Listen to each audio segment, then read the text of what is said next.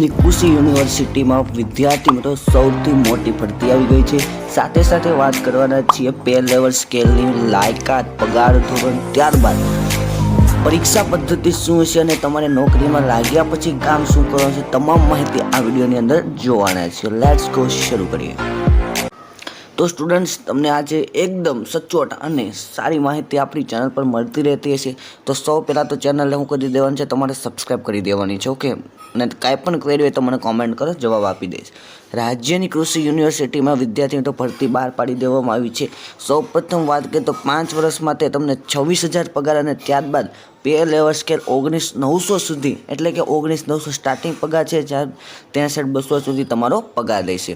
વાત કરવામાં આવે તો 4 યુનિવર્સિટી કોઈ પણ પૈકી એક સ્ટુડન્ટ તમે અહીં જોઈ શકો છો, અથવા આ એની વેબસાઇટ છે, 15/7 થી 11/7 દરમિયાન ઓનલાઈન અરજી કરવાની રહેશે। એટલે કે તમને કહી દેવી તો છેલ્લી તારીખ વિદ્યાર્થી મિત્રો 11/8/25 છે, બરાબર। ત્યાં સુધીમાં તમે અરજી કરી દેજો। સૌથી સચોટ માહિતી મળી રહેશે, બરાબર છે।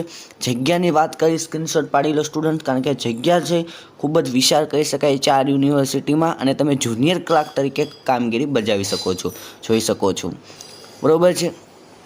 ત્યારબાદ સ્ટુડન્ટ માજી સૈનિક અને મહિલા માટે જે કંઈ અનામત છે, પણ તમે અહીં જોઈ શકો છો કે ભાઈ માજી સૈનિક માટે 10% અનામત લાગુ કરવામાં આવ્યું છે। વય મર્યાદાની વાત કરી લઈએ સ્ટુડન્ટ, ઘણા બધાની કન્ફ્યુઝ છે ભાઈ વય મર્યાદા, તો વય મર્યાદાની વાત કરીએ તો 11/8/2020 વર્ષથી ઓછા હોવા જોઈશે નહીં, અને 35 વર્ષથી વધુ નહીં હોવા જોઈએ, બરાબર છે। અને અનામત કેટેગરીના વિદ્યાર્થીઓને જે છૂટછાટ આપવામાં આવી છે, અને માય ગોડ, એક જ ક્વેશ્ચન હશે કે સ્ટુડન્ટનો કે સર કે નહીં પર ભરતી, તો ગ્રેજ્યુએશન પાસ કર્યું હશે એનો મતલબ કે સ્નાતકની જો તમારી પાસે ડિગ્રી હશે, પદવી હશે, તો તમે આનું ફોર્મ ભરી શકો છો। અને હા, આમાં સારી એવો બેનિફિટ છે, તમે જોઈ શકો છો, એકદમ જુનિયર ક્લાર્ક તમારી જોબ રહેશે, અને સૌથી સાથે કોમ્પ્યુટરની જાણકારી હોવી જોઈએ। પગાર ધોરણની મેં તમને આગળ વાત કરી દીધી।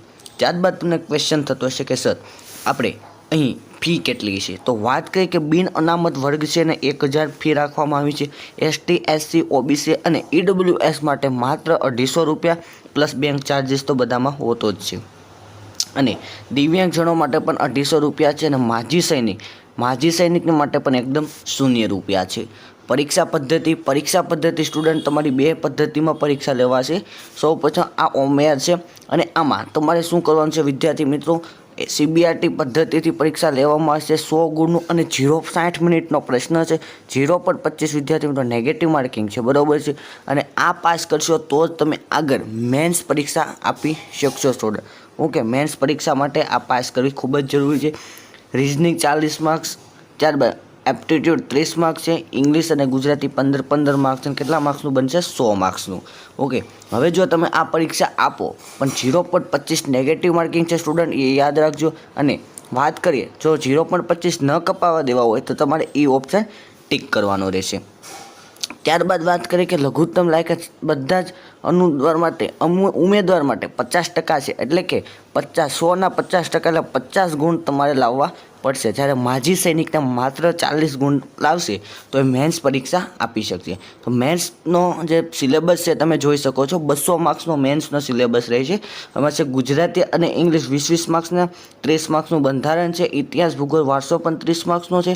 પછી વાત કરીએ તો પર્યાવરણ, સાયન્સ એન્ડ ટેકનોલોજી અને ઇકોનોમિક્સ 30 માર્ક્સનું છે, કરંટ અફેર 30 માર્ક્સનું છે, અને રિઝનિંગ 40 માર્ક્સનું, એમ થઈને 200 માં, અને તમને 120 મિનિટનો સમય આપશે। 0.25 નેગેટિવ માર્કિંગ છે, અને જો 0.25 ન કપાવવા દે તો તમારે એ ઓપ્શન ટિક કરી દેવાનો છે, બરાબર છે। અને ડોક્યુમેન્ટ વેરિફિકેશનની વાત કરવામાં આવે તો કેટેગરીના આધારે 3 ગણા ઉમેદવારને ડોક્યુમેન્ટ વેરિફિકેશન માટે બોલાવવામાં આવશે સ્ટુડન્ટ। ખૂબ જ સારી વાત કહી શકાય કે 3 ગણા ઉમેદવાર અરજી કરવાની રીત પણ તમને અહીં જોઈ શકો છો। અને કંઈ પણ ડાઉટ હોય તો આપણી ચેનલ યાની કે એજ્યુકેશન ટીમ સુરતમાં તમારે શું કરી દેવાનું છે, એજ્યુકેશન ટીમ સુરતને સબસ્ક્રાઈબ કરી। અને એક જ વસ્તુની વાત કરીએ તો સ્ટુડન્ટ સારામાં સારી જુનિયર ક્લાર્કને ભરતી કહી શકાય, બરાબર છે।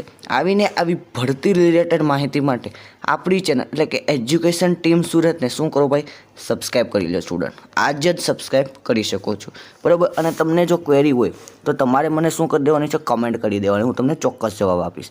મળીએ છીએ નવા વિડીયો સાથે, નવા ટોપિક સાથે, ત્યાં સુધી જય હિન્દ, જય ભારત।